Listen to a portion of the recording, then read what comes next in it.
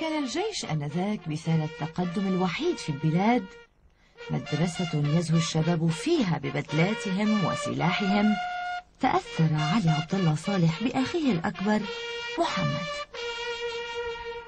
كان عسكري، هو كان قبلي، كان هو في السلك الجندي، وكان يأتي إلى القرية إلى البيت وهو على كتفه السلاح وملابسه نظيفة، وهنا يشعر الإنسان أن هناك في رجولة.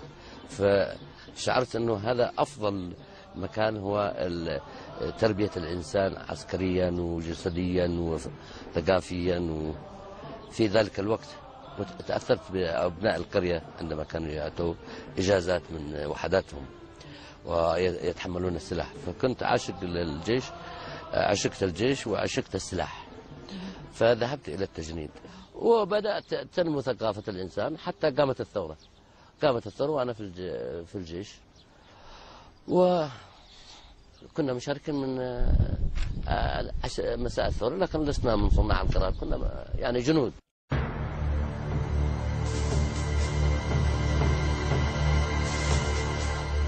سرعان ما أصبح هذا الجندي ضابطا عام 62 بعدما أطاحت الثورة بحكم الإمامة.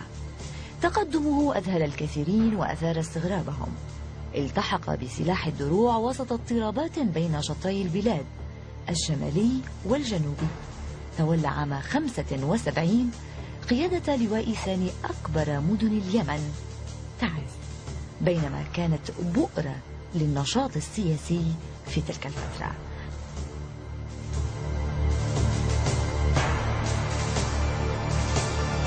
على أي حال، أحداث ذاك الزمان كشفها رفيق سلاح قديم عندما حللنا عليه في مقيله مع الجات. مفاجآت غريبة، أنه يقفز قفزات سريعة، حتى وصل يعني الأمر بأن يعين قائد عسكري لمحافظة يعني لتعز، في منطقة تعز. وكانت منطقة تعز في تلك الأيام يعني فيها من الأحداث يعني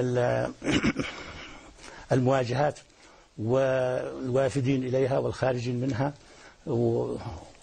يعني كانت تشكل يعني واجهة سياسي للصراع السياسي. كنا نسمع أنه ونحن في سدة الحكم في الجنوب عندما كان قائدا للواء تعز.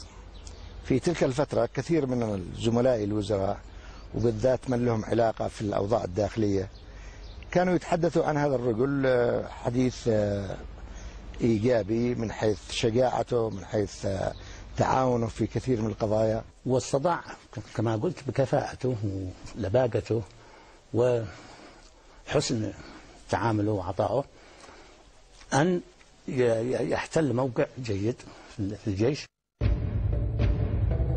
بينما ارتقى علي عبد الله صالح سلم الرتب العسكرية، تقلب شطر اليمن الشمالي في صراعات بدأت بحرب أهلية بين الملكيين والجمهوريين بتأثير صراع إقليمي، وتعاقب على السلطة 4 رؤساء أطيح ب2 منهم في انقلابين واغتيل الأخيران، وباتت البلاد على شفير الهاوية. أحدثت ربكة. ذاك الوقت كان رئيس الجمهورية أو رئاسة الجمهورية شيء مخيف، لأنه تم اغتيال الرئيس الحمدي قبل سنة أو أقل من سنة تقريبا من اغتيال الرئيس أحمد الغشمي، فكل واحد كان متردد أنه يكون رئيس جمهورية. بعدها جاءت بعض القوى السياسية تقنعني أنه أنت ما ترشحش للرئاسة.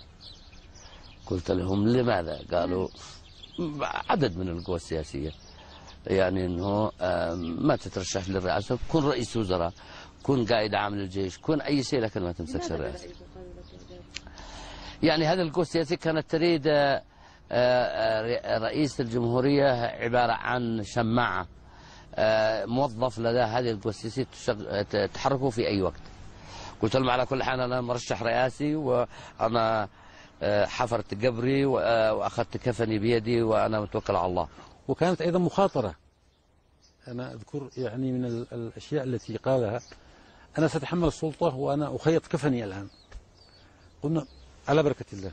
أقسم بالله العظيم أن أكون متمسكا بكتاب الله وسنة رسوله مخلصا لديني ووطني وأمتي. تجسد الخطر فعلا بعد أقل من عام في محاولة الانقلاب الوحيدة ضده. ربما كان ذلك دافعا له لاستلهام دهائه وحنكته للتمسك بدفة قيادة سفينة البلاد في أحلك الظروف وأقساها.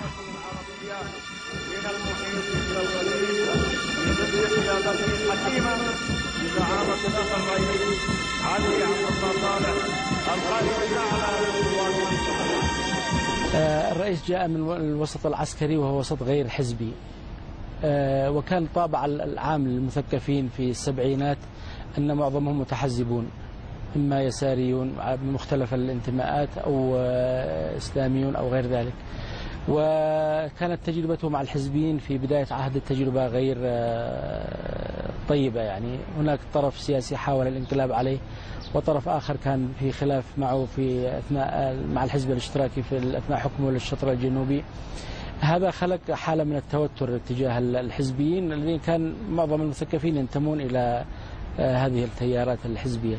وهذه واحدة أيضا من أسرار شخصية علي عبد الله صالح، أنه حتى بوصوله إلى سدة الحكم سواء عندما كان شخصية عسكرية خالصة أو عندما مدن وتمدن مع قضايا الانتقال بالحياة العسكرية إلى الحياة المدنية والعامة بهذه الطريقة، أعتقد أن واحدة من المسائل التي ساعدته في النجاح أنه لم يستعدي أي من تلك القوى، بل احتوى الجميع وقبل بهم، لكن الأهم أيضا أنهم بهذا السلوك قبلوا به، وهذه أيضا معادلة صعبة لا تتحقق لكثير من السياسيين. لم يغدر بأي صديق أو بأي شخص عرفه، يعني الوفاء من صفاته الدائمة. ظل بنفس توهجه، بنفس بساطته، بنفس تسامحه، بشجاعته وبقسوته ودهائه أيضا. وكان الآخرين لا يتوقعون أنه سيصمت أمام المسؤوليات الكثيرة والتحديات والمشاكل.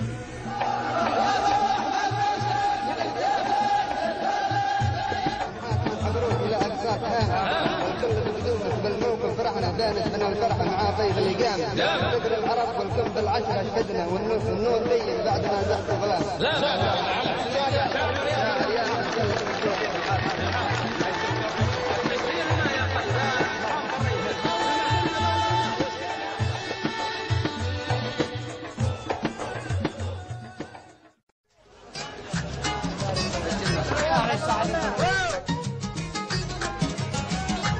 معظم فئات الشعب العريضة ترى في ورق القات والطري من أغصانه حاجة يومية ينفق عليها اليمنيون أكثر من ثلث دخلهم.